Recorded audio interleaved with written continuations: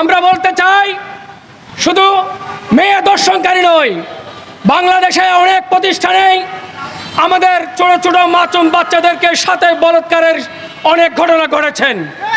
তাই বলছি, বাংলাদেশে বলাৎকার এবং ধর্ষণকারীর বিরুদ্ধে সর্বোচ্চ শাস্তির ব্যবস্থা করা হোক।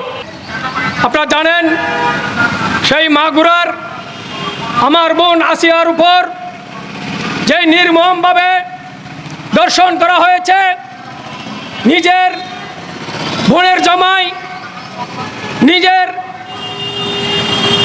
বোনের বাসর, নিজের বোনের শ্বশুর যারা ধর্ষণ করেছেন, বর্তমান ইতিমধ্যে আমরা 24 ঘন্টায় জানতে পেরেছি বাংলাদেশে আরো অসংখ্য মহিলা ধর্ষণের শিকার হয়েছে। আমরা যারা ধর্ষণ করেছেন তারা কখনো মানুষ ছিল না, ঠিক কিনা? তারা মানুষ রূপে হেমান পশু ছিলেন।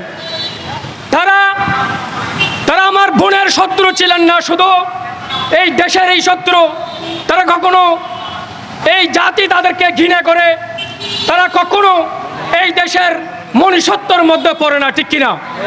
আমরা চাই এই মহিলা যুব ফোরাম একটি বার্তা দিতে এখানে এসেছেন। এদেরকে রোধ করতে হলে মহিলা যুব ফোরাম ইতিমধ্যে সমগ্র বাংলাদেশে এলাকায় এলাকায়, থানায়, উপজেলায় যুবকদেরকে নিয়ে কমিউনিটি সৃষ্টি করেছেন। এই অপসংস্কৃতির বিরুদ্ধে লড়তে হলে আমাদের প্রতিটি এলাকায়, সমাজে প্রতিরোধ কমিটি গঠন করতে হবে, ঠিক কিনা?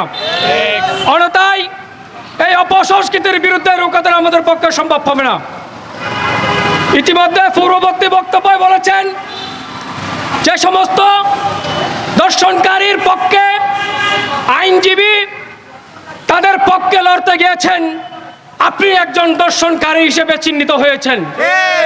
আমরা বলতে চাই, শুধু মেয়ে ধর্ষণকারী নয়, বাংলাদেশে অনেক প্রতিষ্ঠানেই আমাদের ছোট ছোট মাসুম বাচ্চাদেরকে সাথে বলাৎকারের অনেক ঘটনা ঘটেছেন। তাই বলছি, বাংলাদেশে বলাৎকার এবং ধর্ষণকারীর বিরুদ্ধে সর্বোচ্চ শাস্তির ব্যবস্থা করা হোক। এবং সেই শাস্তিকে নিয়ে আমরা বাংলাদেশের ইতিহাসে বলছি, অনেক ধরনের ঘটনা যারা অপসংস্কৃতিকে ঘটনা করে পার পাওয়ার জন্য অনেক ধরনের মহাব্বতী এবং ওনার পক্ষে অনেক ধরনের মানুষ জুটে যায়। যেমন মনে করেন, এই দেশে হত্যা করেও সে রক্ষা পাচ্ছে, এই দেশে দর্শন করেও সে রক্ষা পাচ্ছে, এই দেশে বলাৎকার করেও সেই রক্ষা পাচ্ছে। কেন রক্ষা পাচ্ছে? যেই দেশে আইন হয়েছে সেই দেশে আইনের প্রয়োগ হচ্ছে না, ঠিক কিনা?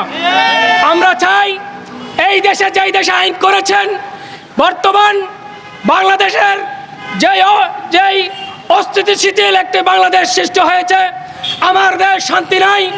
আমার দেশকে শান্তি করতে হলে জেলা, উপজেলা, থানা, ইউনিটি, প্রত্যেকটি নাগরিক, সমাজ, মানুষ আমাদের নিজেদের পক্ষ থেকে আগে সুস্থভাবে সমাজ গঠনের লক্ষ্যে যোগদান করতে হবে, ঠিক কিনা?